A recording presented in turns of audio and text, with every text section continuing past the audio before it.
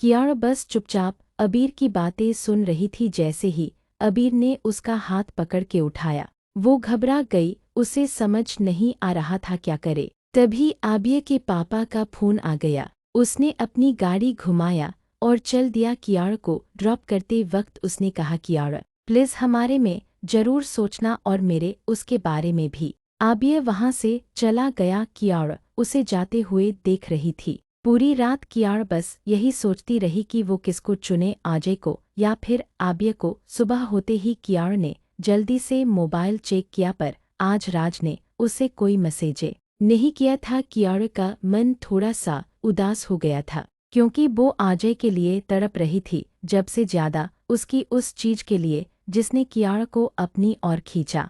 तभी मोबाइल का नोटिफिकेशन बजता है। कियारा फोन देखती है, पर मैसेज आबिया का था। लिखा था, कियारा आज मिल सकती हो। कियारा पहले तो मैसेज इग्नोर कर देती है, पर बाद में हाँ लिख देती है, पर उसका मन अभी भी अजय के मैसेज पर अटका था। इसी तरह कियारा धीरे धीरे आबिया से मिलने लगी। आबिया हमेशा उसके साथ वही करने की कोशिश करता और कियारा भी चुपचाप बस देखती, लेकिन आबिया को कोई ना कोई काम आ जाता। कियारा दरअसल समझ नहीं पा रही थी कि उसे क्या चाहिए। हालांकि जब भी आबिया उसे डालने की कोशिश करता, कियारा पीछे हट जाती थी। इतने दिनों में अजय ने ना तो कियारा को कोई मैसेज किया, ना ही उसे कॉल किया। जब भी कियारा उसे कॉल करती, वो उठाता नहीं। जब कियारा से रहा नहीं गया तो वो एक दिन राज के घर खुद ही चली गई, पर अजय ने उससे कोई बात नहीं की और उसे जाने के लिए कहा। उसने कहा कि तुम आज़ाद हो,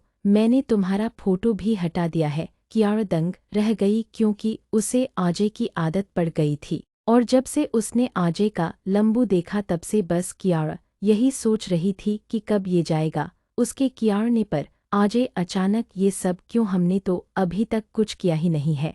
पर अजय कुछ नहीं कहता। वो धीरे से कियारा का हाथ पकड़ता है और उसे कमरे से बाहर निकाल देता है और कहता है, आज के बाद दोबारा यहाँ मत आना, ना ही मुझे कॉल करना। उसने दरवाजा बंद कर दिया। कियारा की आंखों से आंसू निकल आए।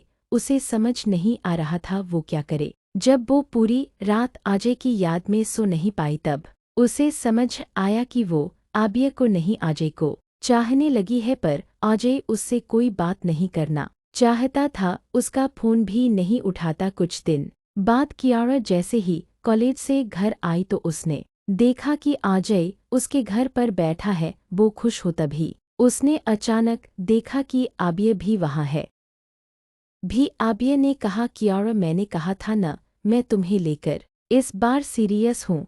तुम्हें पता है, मैंने चाचू को पहले ही बता दिया था कि मैं तुम्हें हर लड़की की तरह छोड़ूंगा नहीं। कियारा बिना किसी से कुछ अपने कमरे में चली गई। सबको लगा वो शर्मा गई है, पर कियारा कमरे में जाकर रोने लगी। नीचे उसके घरवालों ने सगाई की।